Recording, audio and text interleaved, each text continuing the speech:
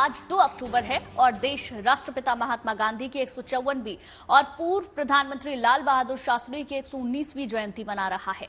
अब से थोड़ी देर पहले राष्ट्रपति के अलावा उपराष्ट्रपति, प्रधानमंत्री नरेंद्र मोदी, लोकसभा अध्यक्ष ओम बिरला राजघाट पहुंचे और बापू को श्रद्धा सुमन अर्पित किए। साथ ही दिल्ली के एलजी विनय कुमार सक्सेना भी राजघाट पहुंचे और बापू को श्रद्धांजलि दी। मल्लिकार्जुन खड़गे भी राजघाट पहुंचे, बापू को श्रद्धांजलि उन्होंने अर्पित की। राष्ट्रपिता महात्मा गांधी की जयंती के मौके पर राजघाट पर विशेष कार्यक्रमों का आयोजन भी किया जा रहा है और बापू के आदर्शों पर चलने के लिए प्रण भी लिया जा रहा है। देखिए 6 तस्वीरें आपकी टेलीविजन स्क्रीन पर। बापू को नमन करने के लिए तमाम राजनेता राजघाट पहुंचे, बापू को श्रद्धांजलि दी और हर साल की तरह वहां पर एक विशेष कार्यक्रम का आयोजन किया जाता है। उसकी एक झलक आज भी नजर आई। पहली तस्वीर में आप राष्ट्रपति द्रौपदी मुर्मू को देखेंगे जिन्होंने पुष्पांजलि अर्पित की। उसके बाद उपराष्ट्रपति जगदीप धनखड़।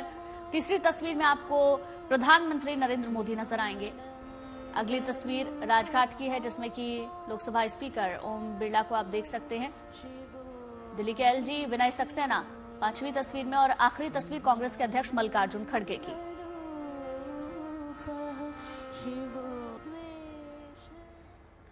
देखिए आज राष्ट्रपिता महात्मा गांधी के साथ पूर्व प्रधानमंत्री लाल बहादुर शास्त्री को भी देश याद कर रहा है। श्री लाल बहादुर शास्त्री का जन्म 2 अक्टूबर 1904 को उत्तर प्रदेश के वाराणसी से 7 मील दूर यानी मुगल सराय में हुआ था। पंडित जवाहरलाल नेहरू की मृत्यु के बाद लाल बहादुर शास्त्री को हरित और श्वेत क्रांति की शुरुआत का श्रेय जाता है और सैनिकों और किसानों के मनोबल बढ़ाने के लिए शास्त्री जी ने ही जय जवान जय किसान का नारा दिया था। राजघाट पर महात्मा गांधी को श्रद्धा सुमन अर्पित करने के साथ ही प्रधानमंत्री नरेंद्र मोदी ने देश के पूर्व प्रधानमंत्री और स्वतंत्रता सेनानी लाल बहादुर शास्त्री को भी श्रद्धा सुमन अर्पित किए।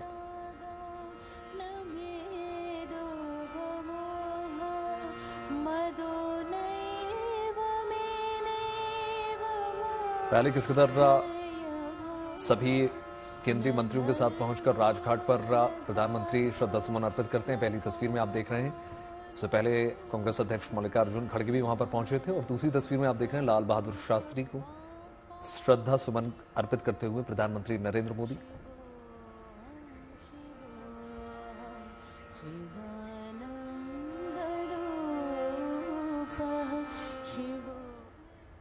तो राष्ट्रपिता महात्मा गांधी की जयंती पर प्रधानमंत्री मोदी ने उन्हें श्रद्धांजलि देते हुए सोशल मीडिया पर अपनी बात लिखी। उन्होंने क्या ट्वीट किया बताते हैं आपको। मैं गांधी जयंती के इस खास मौके पर महात्मा गांधी के आगे सर झुकाता हूं। उनकी कालजयी शिक्षाएं हमेशा ही हमें रास्ता और रोशनी से भरती रही हैं। महात्मा गांधी का प्रभाव वैश्विक स्तर पर है जो संपूर्ण मानव जाति को एकता और करुणा की भावना को आगे बढ़ाने के लिए प्रेरित करता है। ये ट्वीट उन्होंने किया। आगे लिखते हैं, हम सदैव ही उनके सपनों को पूरा करने की दिशा में काम करते रहें। उनके विचार हर एक युवा को उस परिवर्तन का वाहक बनने में सक्षम बनाए जिसका उन्होंने सपना देखा था, ताकि एकता और सद्भाव को बढ़ावा मिल सके। वहीं प्रधानमंत्री मोदी ने पूर्व प्रधानमंत्री लाल बहादुर शास्त्री को भी श्रद्धांजलि दी। उन्होंने एक ट्वीट और किया, उसमें क्या लिखा बताते हैं। लाल बहादुर शास्त्री को उनकी जयंती पर याद कर रहा हूं। उनकी सादगी, देश के प्रति समर्पण और जय जवान जय किसान का नारा आज भी देश की पीढ़ियों को प्रेरित करने के लिए गूंजता है। भारत की प्रगति के प्रति उनकी अटूट प्रतिबद्धता और चुनौतीपूर्ण समय में उनका नेतृत्व अनुकरणीय है।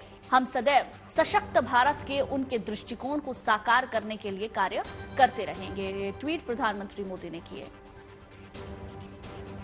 और इसी के साथ एक खुशखबरी आपको देते हैं। भारत ने एशियन गेम्स के 2 अक्टूबर की शुरुआत में पदक के साथ की है लगातार। आपको बता दें भारत को रोलर स्केटिंग में मेडल हासिल हुआ है। भारतीय टीम को यह मेडल जो है महिलाओं की speed skating 3000 metre relay race में मिला है। भारत की पुरुष टीम ने भी speed skating 3000 metre relay race का ब्रॉन्ज मेडल अपने नाम कर लिया। इसके साथ ही भारत के कुल मेडल की संख्या पहुंच जाती है 55। आज संजना, कार्तिका, हीरल और आरती की टीम ने भारत को पहला मेडल दिला दिया। भारतीय महिला team speed skating 3000 metre relay race 4 minute 34.86 second का समय लेकर तीसरे स्थान पर रही।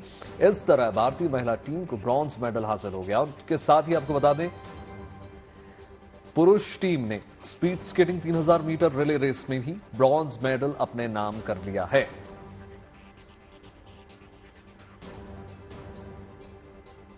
तो देखिए, मेडल टैली की अगर हम बात करें तो चीन 244 पदकों के साथ शीर्ष पर लगातार बना हुआ। दूसरे नंबर पर अगर हम देखें तो साउथ कोरिया है, जिसमें 30 गोल्ड के साथ 125 पदक अपने नाम कर रखे हैं। तीसरे पायदान पर अगर हम देखें तो जापान आ जाता है, जिसमें 112 पदक जापान के नाम है, जबकि चौथा पायदान हिंदुस्तान का है, जिसने अब तक कुल 55 मेडल हासिल कर लिए। बहुत बड़ा ये आंकड़ा हिंदुस्तान के प्लेयर्स के लिहाज से अगर हम देखें, एथलीट्स के लिहाज से अगर हम देखें, क्योंकि एशियन गेम्स में इस प्रकार का प्रदर्शन जबरदस्त है, जिससे नजर आता है कि हिंदुस्तान लगातार अपने हर गेम्स को सुधारने की क्रम में लगातार जुटा हुआ है।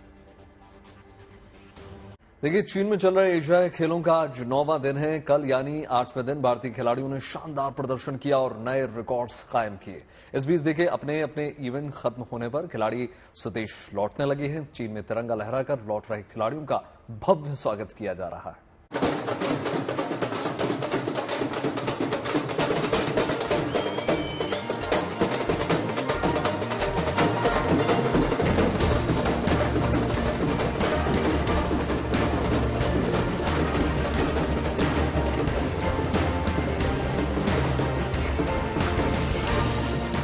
ये एशियाई खेलों में कामयाबी का उल्लास है।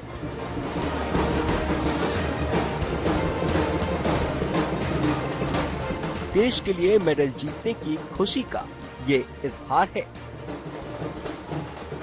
हांगकांग में चल रहे एशियाई खेलों के पदकवीर जब स्वदेश लौटे तो दिल्ली के इंदिरा गांधी एयरपोर्ट पर इनका कुछ इस तरह स्वागत किया गया।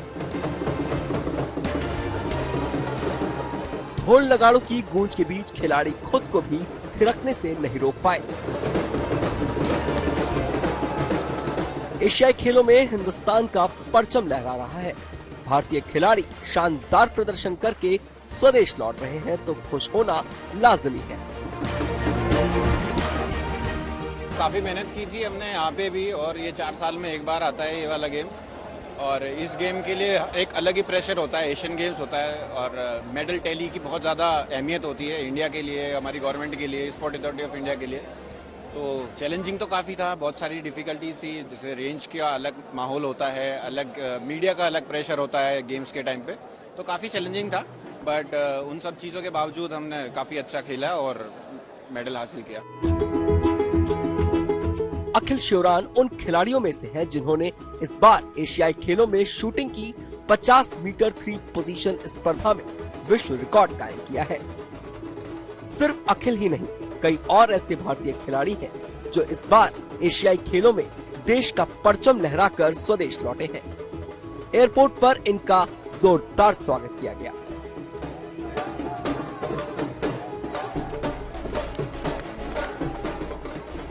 देश के लिए गोल्ड मेडल लेके आने के लिए मेरे को बहुत अच्छा फील हो रहा है। देश के वो प्राउड करके बहुत अच्छा फील हो रहा है। चैलेंजिंग था, वर्ल्ड लेवल पे हम तीनों ने परफॉर्म किया, बट इट वाज बहुत अच्छी अचीवमेंट है कि हम देश के लिए गोल्ड लेके आ सकते हैं। काफी अच्छा लग रहा है, काफी खुशी हो रही है और नेक्स्ट टाइम गोल्ड का ट्राई रहेगा। एशियाई खेलों में टेनिस के मिक्स डबल्स में रोहन बोपन्ना के साथ मिलकर इतिहास रचने वाली ऋतुजा भोसले भी अपनी कामयाबी से बेहद खुश हैं और इनकी निगाहें अब पेरिस ओलंपिक पर हैं। इट्स प्राउड फीलिंग, इंडिया के लिए मेडल, मेरा first medal. It's amazing feeling and I hope कि और मेडल्स आए। जब से टेनिस खेलना चालू किया है तब से ही तैयारी चालू है, तो अभी पहला मेडल आया है तो ऑब्वियसली उम्मीद बढ़ जाती है, तो और रैंकिंग्स में बेहतर करना है। अभी ओलंपिक्स भी आ रहा है तो होपफुली ओलंपिक्स की तैयारी करेंगे। हांगकांग एशियाई खेलों में भारतीय खिलाड़ियों का धमाल जारी है। खासतौर से रविवार का दिन हांगकांग एशियाई खेलों में हिंदुस्तान के लिए यादगार बन गया।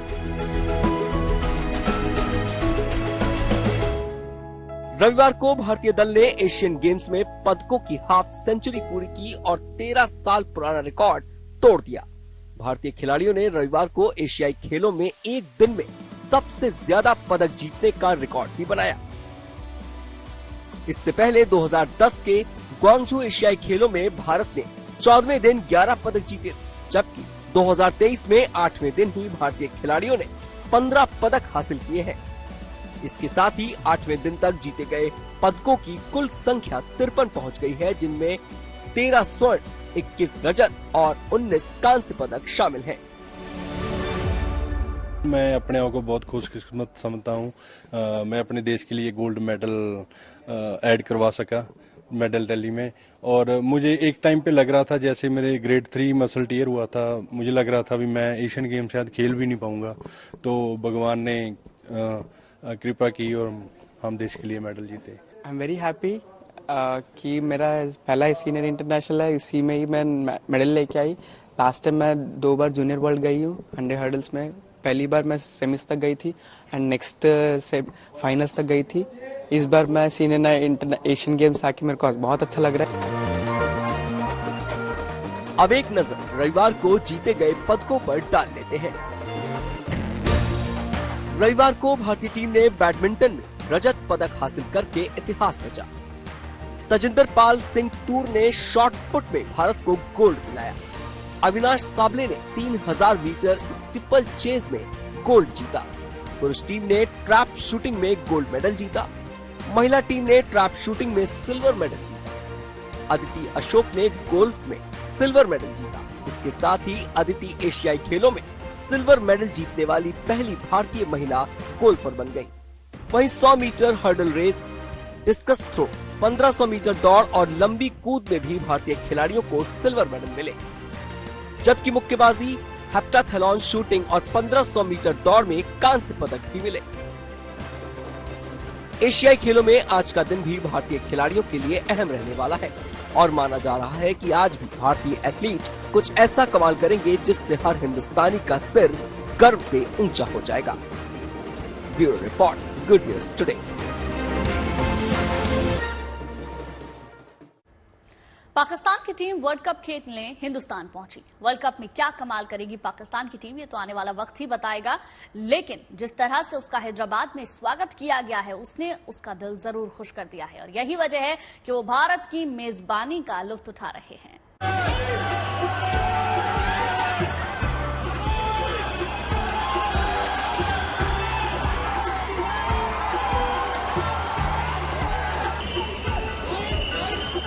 पाकिस्तान के खिलाड़ियों के ग्रैंड वेलकम की ये तस्वीरें हैदराबाद की।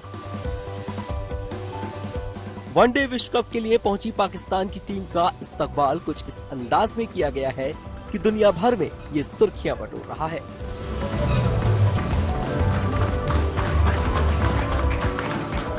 हैदराबाद से आई इन तस्वीरों को पाकिस्तान क्रिकेट कंट्रोल बोर्ड के ऑफिशियल एक्स हैंडल से भी इसे साझा किया गया है।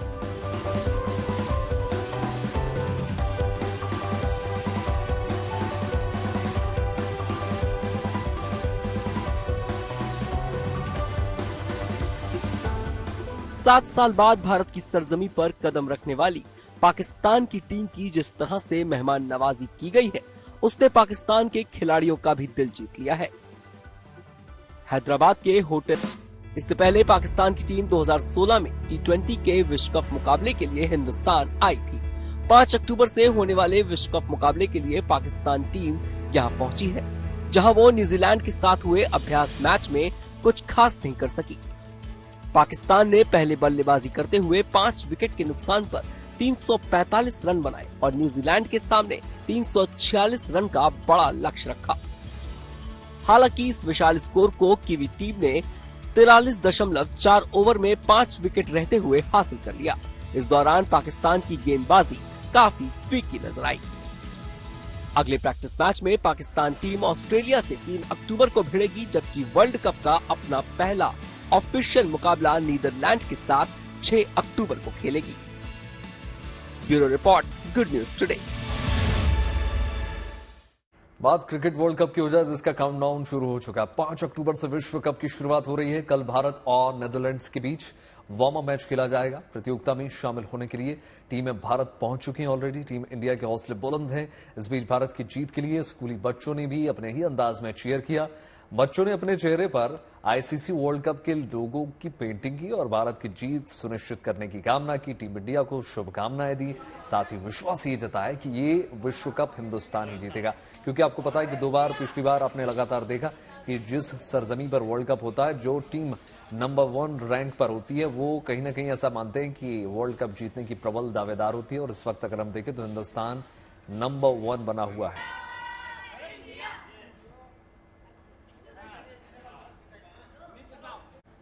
एक अक्टूबर को चीन के 74वें नेशनल डे के मौके पर हांगकांग का आसमान आतिशबाजी से जगमगा उठा। तस्वीरों में आप देख सकते हैं ये शानदार नजारा कितना अद्भुत नजर आ रहा है। अलग अलग रंगों से पूरा आसमान झिलमिलाता हुआ दिखाई दे रहा है।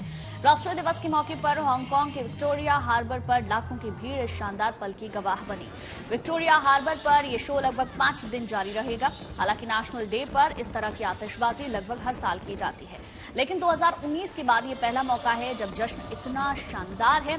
पिछले कुछ सालों में कोरोना की वजह से आतिशबाजी पर रोक लगा दी गई थी। बताया जा रहा है कि कई लोग इस ऐतिहासिक पल के गवाह बनने के लिए चीन के अलग अलग हिस्सों से खासतौर से विक्टोरिया हार्बर पहुंचे हैं।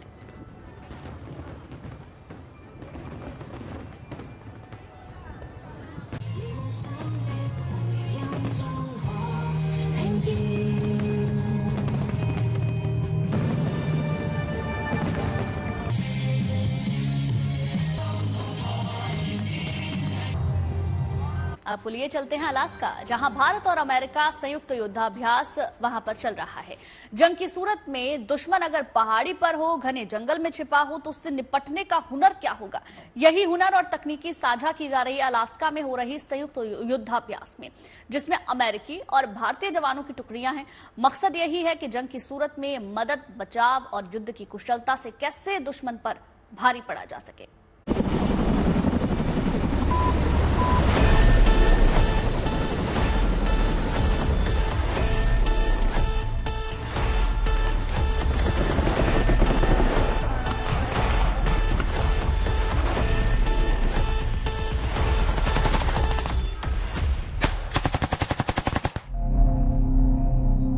दुश्मन घने जंगल में छिपा है, जवानों की टुकड़ी तैयार है। बस चंद कदमों और चंद पलों की दूरियां है। इसके बाद वो होगा जिसकी कल्पना भी दुश्मन नहीं कर सकता। उसे अंदाजा भी नहीं होगा कि उसका सामना जिन जवानों की टुकड़ी से होने वाला है, वो उसे सिर उठाने का भी मौका नहीं देगी।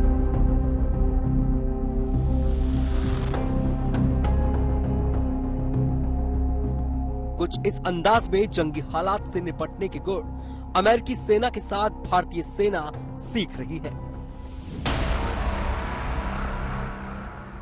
ये संयुक्त युद्धाभ्यास का 19वां संस्करण है, जो अमेरिका के अलास्का में फोर्ट वेनराइट में हो रहा है। इस अभ्यास की शुरुआत 25 सितंबर को हुई, जो 8 अक्टूबर तक चलने वाला है। भारत की तरफ से सेना की टुकड़ी की अगुवाई मराठा लाइट इन्फेंट्री रेजिमेंट कर रही है, जिसमें करीब 350 जवान शामिल हैं। जबकि अमेरिका की तरफ से फर्स्ट ब्रिगेड कॉम्बैट टीम की एक 24 बटालियन शामिल है। इस एक्सरसाइज की थीम पर्वत और चरम मौसम के हालात में संयुक्त सैनिक की तैनाती रखी गई है। दोनों सेना आपसी कोऑर्डिनेशन बढ़ाने, दुर्गम इलाकों में लड़ने का अभ्यास, मेडिकल प्रबंधन, रेस्क्यू मिशन, सर्च ऑपरेशन और मदद पहुंचाने की प्रैक्टिस कर रहे हैं। इस अभ्यास के दौरान दोनों सेनाएं एक दूसरे के साथ अपने तजुर्बों को भी साझा कर रही हैं, जिसमें सैन्य ड्रिल की बेस्ट पैटर्न, सैन्य कौशल, युद्ध से जुड़ी इंजीनियरिंग, लड़ाकू कार्रवाइयों के दौरान बाधाएं हटाने और इम्प्रोवाइज्ड एक्सप्लोसिव डिवाइस से युद्ध के तरीके साझा करना है। ये दोनों पक्ष टैक्टिकल ड्रिल की श्रृंखला का अभ्यास करेंगे। इसका फायदा संयुक्त राष्ट्र शांति सेना की कार्रवाइयों में साथ तैनाती के दौरान मिलेगा। अभ्यास के बाद चुने हुए विषयों पर अकेडमी चर्चाएं होंगी। इस अभ्यास का कई लिहाज से फायदा दोनों सेनाओं को होने वाला है। इससे पहले पिछले साल कुछ इसी तरह का युद्धाभ्यास दोनों सेनाओं ने उत्तराखंड के औली में किया था, जहां कुछ इसी तरह के मौसम के बीच दोनों ने जंग की कुशलता और बारीकियां एक दूसरे से साझा की थी। Bureau report, good news today.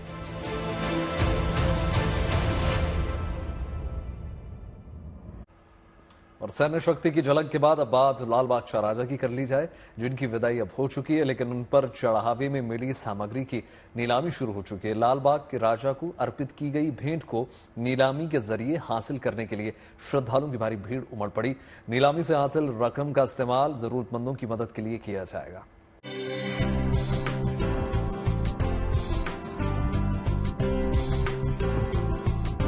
Mumbai में गणपति उत्सव संपन्न हो चुका है।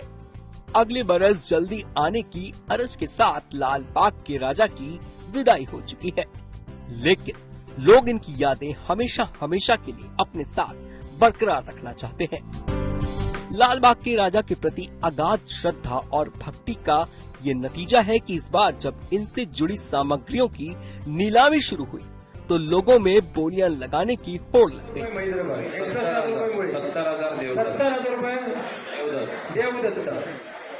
ये तस्वीरें गणेशोत्सव के बाद लाल बाग के राजा के यहाँ आए चढ़ावे और उनसे जुड़ी सामग्रियों की नीलामी की है। इनमें सोने चांदी के गहने हैं, मुकुट है, बेशकीमती हार है, तो पेंडेंट और श्रृंगार के सामान है। साथ ही साथ सोने चांदी के सिक्के, छड़े और ढेर सारी दूसरी सामग्री भी है।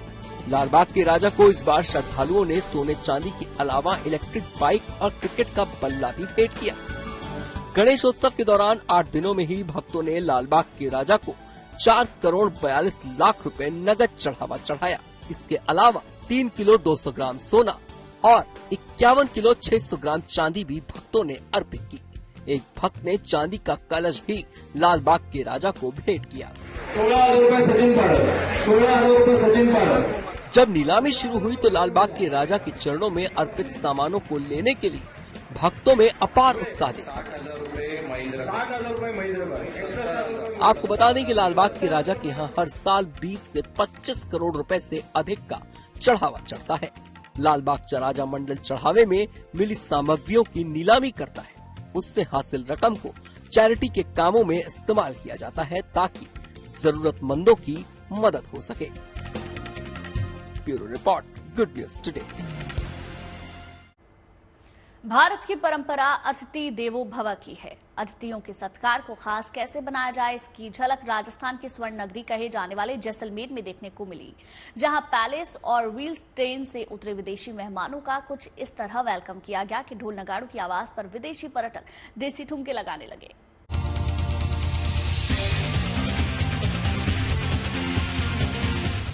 मौका कोई भी हो, उसे खास बनाना कोई भारतीयों से सीखे। और जब बात अतिथि देवो भव की परंपरा निभाने की हो तो भला कोई जश्न मनाने से कैसे पीछे रह सकता है। अपने शाही अंदाज वाली सवारी के लिए मशहूर पैलेस ऑन व्हील्स जब दिल्ली से धीरों की धरती जैसलमेर पहुंची तो इन सैलानियों का स्वागत कुछ ऐसा हुआ कि विदेशी सैलानी खुद को रोक नहीं पाए। पारंपरिक परिधान में पहुंचे राजस्थानी कलाकार ढोल नगाड़े बजा रहे हैं। विदेशी मेहमानों के स्वागत के लिए रेड कारपेट बिछाया गया है। विदेशी मेहमानों पर पुष्प वर्षा हो रही है। फूलों की माला पहनाकर माथे पर तिलक लगाया जा रहा है। सुसज्जित ऊंटों का काफिला विदेशी मेहमानों का ध्यान आकर्षित कर रहा है। This is really good experience. This new train, first time in our life. We've been almost 45 countries, but this is a really good experience. And inside the train, and we are now in Jaisalmer, and the guy helped me really good. Very nice service and excellent food too. Rajasthan की लोक संस्कृति से रूबरू होते विदेशी सैलानी ढोल नगाड़ों की आवाज पर झूम रहे हैं। देशी ठुमके लगाए जा रहे हैं। पर्यटन सीजन के पहले फेरे में आए 57 देशी विदेशी मेहमानों की खुशी साफ झलक रही है। ये पहला फेरा है इस सीजन का और बड़ी खुशी की और हर्ष की बात है कि हम 62 लोग हैं, उसमें से 43 फॉरेनर्स हैं, बाकी आप देख रहे हो एनआरआईज है। एनआरआईज को बहुत ही ज्यादा खुशी महसूस होती है। आपने देखा डांस करते हुए गए यहाँ वेलकम पे भी, तो उनको अपने देश में एक तो खुशी होती है कि दे आर इन इंडिया और they are enjoying. Palace on Wheels train में 4 देशों से टूरिस्ट आए हैं, जिनमें अमेरिका, दुबई, ऑस्ट्रेलिया और इंग्लैंड के टूरिस्ट हैं। मेहमानों की राजस्थान यात्रा को यादगार बनाने के लिए खासा तैयारी की गई है। इस दौरान इन विदेशी मेहमानों को राजस्थान की लोक संस्कृति से परिचित कराने के साथ साथ राजस्थान के खास किस्म के व्यंजन परोसे जाएंगे जिन्हें ये कभी नहीं भूलने वाले। Vimal Bhatia, Jaisalmer, good news today. देखिए, मौसम का मिजाज बदला हुआ है, माहौल खुशनुमा है, ऊपर से वीकेंड के साथ 3 दिन की छुट्टी। फिर क्या, सैर सपाटे का माहौल बना हुआ लगातार, लोग इसमें मौका नहीं छोड़ना चाहते घूमने के लिए। शायद इसी ख्याल से आगरा में सैलानियों की भारी भीड़ उमड़ रही है। कल तो ताजमहल देखने का रिकॉर्ड पहुंच गया, बड़ी संख्या में वहां पर सैलानी पहुंचे। देखिए, आगरा में उमड़ा ये जन सैलाब ताजमहल के दीदार के लिए लोगों की दीवानगी की गवाही दे रहा है। रविवार को ताजमहल और आगरा किले में सैलानियों की जबरदस्त भीड़ देखने को मिली। बताया जा रहा है कि ताजमहल देखने के लिए रविवार को रिकॉर्ड तोड़ पर्यटक पहुंचे। दिन भर में करीब 46,000 लोगों ने ताज का दीदार किया, जो 3 साल बाद यहां एक दिन में सैलानियों के आगमन का नया रिकॉर्ड है। ताजमहल देखने के लिए 23,000 पर्यटकों ने ऑनलाइन टिकट बुक किए थे और करीब इतने ही लोगों ने विंडो टिकट लेकर ताजमहल की सैर की। आगरा किले में भी लगभग 10,000 पर्यटक पहुंचे। वीकेंड के साथ लगातार 3 दिन सरकारी छुट्टी होने के कारण ताज नगरी में पर्यटकों का सैलाब उमड़ पड़ा। इसके चलते ताजमहल के आसपास ट्रैफिक जाम के हालात बन गए और लोगों को पार्किंग के लिए घंटों इंतजार करना पड़ा। पार्किंग फुल हो रही है सर, अंदर क्राउड बहुत है। इसके लिए पार्किंग गाड़ियां हर जगह से रिटर्न जा रही हैं, कोई भी अंदर गाड़ी नहीं ले रहा है। आगरा में आमतौर पर शनिवार और रविवार को औसतन 22 से 25,000 सैलानी ताजमहल देखने आते हैं, लेकिन इस बार ये तादाद लगभग दुगनी हो गई। आज भी छुट्टी का दिन होने के चलते यहाँ भारी भीड़ होने की संभावना है। हालांकि प्रशासन ने ताजमहल के पूर्वी, दक्षिणी और पश्चिमी गेट पर खास व्यवस्था की है ताकि ट्रैफिक सामान्य रहे और सैलानियों को कोई दिक्कत न हो। Arvind Sharma, Agra, good news today. वन्यजीव प्रेमियों के लिए महाराष्ट्र के चंद्रपुर से एक अच्छी खबर है। अगर आप अपने परिवार के साथ जंगल सफारी की सैर करना चाहते हैं तो यही सही मौका है। 3 महीने से बंद ताडोबा टाइगर रिजर्व पार्क के कोर जोन को खोल दिया गया है, जिसके खुलते ही वन्यजीव प्रेमियों के चेहरे खिल उठे हैं। वजह है बाघों की चहलकदमी। सांसों में घुलती हवाओं की झोंके, आंखों को लुभाती ये हरियाली, संगीत के स्वरों से सजती परिंदों की आवाज, धुंध की आगोश में समाई प्रकृति की मनमोहक खूबसूरती मानो आहिस्ता आहिस्ता निखर रही है। ये तस्वीर है महाराष्ट्र के चंद्रपुर में ताडोबा अंधारी टाइगर रिजर्व, जिसके पर्यटन सत्र का शुभारंभ हो चुका है। ताडोबा टाइगर रिजर्व के दरवाजे सैलानियों के सैर सपाटे के लिए खुल चुके हैं, जिसकी सैर करने के लिए सैलानी उत्साहित हैं। ताडोबा तर आम्हाला फार आवडतं। आम्ही फ्रिक्वेंट व्हिजिटर आहोत इथे, वारंवार येतो असतो आम्ही, प्रत्येक सीझनला येतो आणि यावेळेसचा पहिल्या दिवशीचा आनंद खूप जास्ती छान होता, कारण की पाऊस भरपूर झाला होता, त्याच्यामुळे हिरवाई भरपूर होती। सगळीकडे छान हिरवं हिरवं झालेलं आणि फॉग पण होता सकाळी। उत्साह और उमंग से लबरेज ये तस्वीर बता रही है कि ताडोबा टाइगर रिजर्व अब पर्यटकों से गुलजार हो चुका है। ओपन जिप्सी में बैठे सैलानियों की खुशी का ठिकाना नहीं है। जंगल सफारी के लिए रवाना हुए सैलानियों के चेहरे पर मुस्कान छाई है। खास बात तो ये है कि इस बार कोर जोन में जाने की इजाजत मिली हुई है, जहां बाघों की चहलकदमी देखने को मिलेगी। आपल्या सगळ्यांना माहिती आहे की मॉन्सूनचा जो कालावधी असतो, जुलै, ऑगस्ट आणि सप्टेंबर या 3 महिन्यांमध्ये देशामधले सगळे व्याघ्र प्रकल्पांचा जो कोर एरिया आहे तो NTCAच्या ज्या मार्गदर्शक सूचना आहे त्याच्यानुसार बंद असतो। आणि ताडोबामध्ये सुद्धा जून 30 पर्यंत पर्यटन सुरू होता आणि हा जो 3 महिन्याचा कालावधी आहे, या 3 महिन्यांच्या कालावधीनंतर आज आपण पुन्हा कोर एरियातील पर्यटनाला सुरुवात करत आहोत। मॉनसून ब्रेक के बाद सैलानियों को जंगल सफारी का मौका मिला है। इसे लेकर सैलानियों ने पूरी तैयारी कर रखी है। परिवार के सदस्यों के साथ वन्य जीवों का दीदार करने के लिए सभी उत्सुक हैं, जो अपने कैमरों से जंगल की खूबसूरत तस्वीरों को कैद कर रहे हैं ताकि जंगल सफारी के रोमांचित करने वाले पलों को ताउम्र करीब से निहार सके। विकास राजूकर, चंद्रपुर, गुड न्यूज टुडे।